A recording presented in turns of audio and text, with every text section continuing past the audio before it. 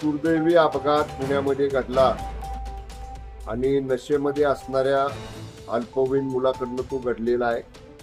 या अनुषंगानं आमच्या राज्य उत्पादन शुल्क विभागानं सुद्धा ज्या पबमध्ये हा अल्पवयीन मुलगा मद्यप्राशन करत होता त्या पबवरती कारवाई केलेली आहे।